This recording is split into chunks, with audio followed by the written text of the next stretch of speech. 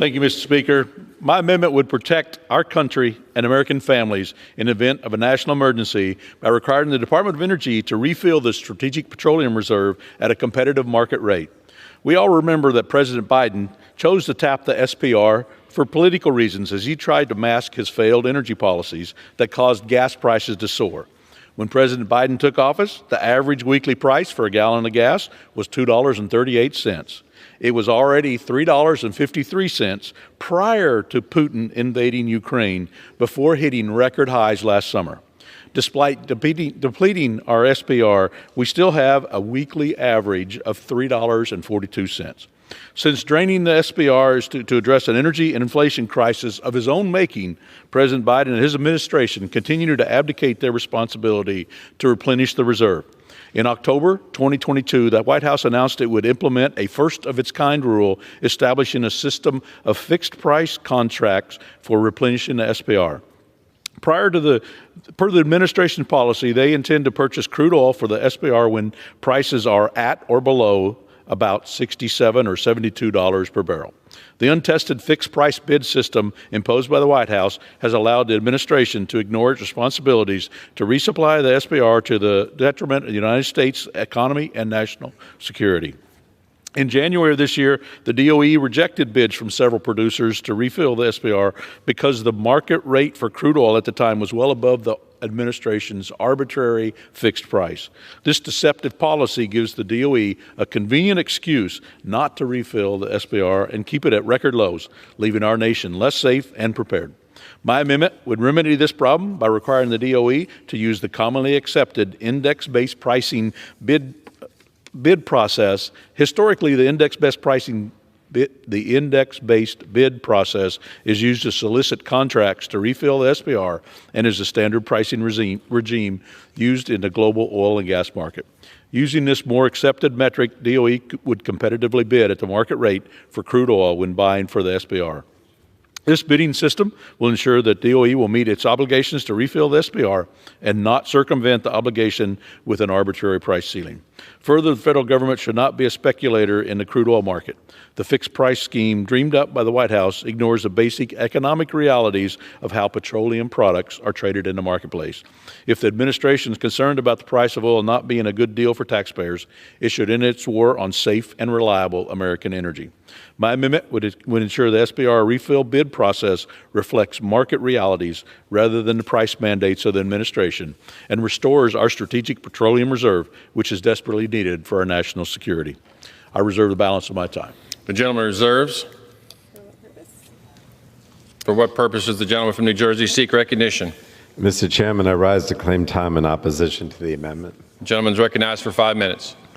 Frankly, Mr. Chairman, I have no idea why this amendment is being offered. It would force the Department of Energy to ride the roller coaster that is the oil futures market without any option to just pay a simple fixed price for a barrel of oil. So if oil goes up $20 per barrel between when DOE purchases oil for the Strategic Petroleum Reserve and when it's delivered, well, that's too bad. We're now paying $20 per barrel more, and we'll have to buy less oil. So this amendment unnecessarily restrains DOE and makes purchasing petroleum products to refill the Strategic Petroleum Reserve more expensive. DOE recognizes as much when it issued a rulemaking last fall clarifying that it could purchase oil at a fixed price as common sense would dictate. There's no reason that it should be illegal for the Department of Energy to sign a contract saying that it will purchase oil for $70 per barrel. No reason that I can think of, except, of course, if you're an oil company that wants the Department of Energy to pay more to refill the reserve. But if you're an average American, this amendment is a raw deal. It constrains the Department of Energy's usage of the Strategic Petroleum Reserve, which is partially responsible for the tremendous over $1.50 per gallon fall in the cost of gasoline we've seen since last summer's peak gas prices. And I'll note that when the Department of Energy issued its notice of proposed rulemaking on this last summer, industry did not object. In fact, the Department of Energy only received one comment on the rulemaking from Employ America that was unambiguously positive. That comment stated, and I quote, that the rule change is an important step to reduce the volatility of oil prices over the short and medium term, improve our nation's energy security, and a necessary step to ensure that acquisition procedures more fully align with the Strategic Petroleum Reserve's governing statute, unquote. So this amendment would put the usage of index pricing on par with the Department of Energy's duty to acquire petroleum products for the reserve as cheaply as possible. That mission is, I don't understand that mission. It will only serve to diminish the Strategic Petroleum Reserve. So I urge all of my colleagues on both sides of the aisle to reject the amendment, and with that, I'll reserve the balance of my time. The gentleman reserves. For what purpose does the gentleman from Mr. Speaker, the gentleman is recognized? I yield my time to my friend from North Dakota, Mr. Armstrong. The gentleman has the remaining 2 minutes. Thank you, Mr. Speaker. I rise in support of this amendment. The amendment is necessary because it addresses the Biden administration's mismanagement of our nation's Strategic Petroleum Reserve. President Biden has drained the SPR to the lowest level since 1983. More than 40% has been liquidated in less than 2 years. The Department of Energy has no meaningful plan to refill our strategic stockpile. Instead, the department created new rules to allow it to use fixed price bidding. As we expected, the Biden administration's price fixing scheme is failing. When DOE put out its bid, there were no takers.